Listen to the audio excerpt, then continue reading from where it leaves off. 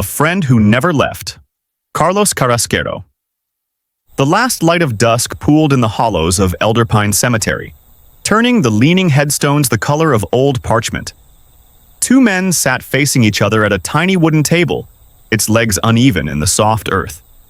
Garen Flint, with his silver beard braided in the old guardsman style, thumped his cane against the ground.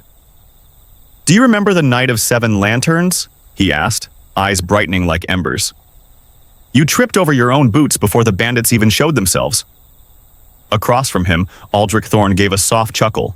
"Tripped? No, I dodged. Very elegantly. You just didn't notice." Garen waved a hand dismissively. "You always did twist the truth like a wet rag." He leaned forward. "But we handled ourselves well enough. Kept the town safe." Aldrich smiled. "Aye, we did. Even when the monsters came down from the ridge." Garen grunted. "Monsters? What were they again?" "No, they were just wolves. How they scared us, though." "Wolves with perfect dramatic timing, then." They laughed together, two old men relishing the last relics of their youth.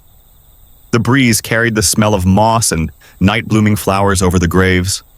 Fireflies blinked lazily between the stones, drifting like memories too stubborn to leave. "You know," Garen said, lowering his voice, "these days folks don't even remember we were guardsmen.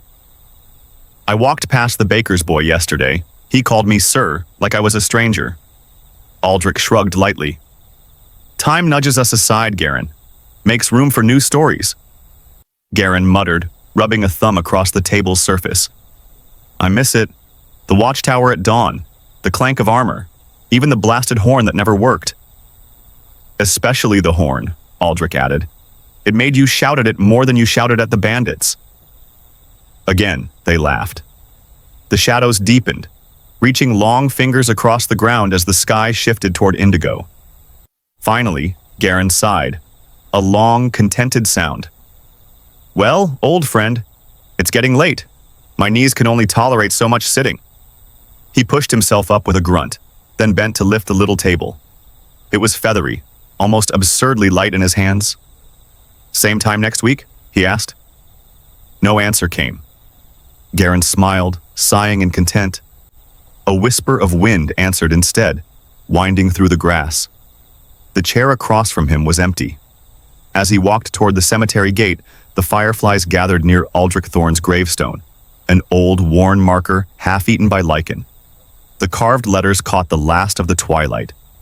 Aldrich Thorn, faithful guard of Elderpine, passed beyond this world, 40 years gone.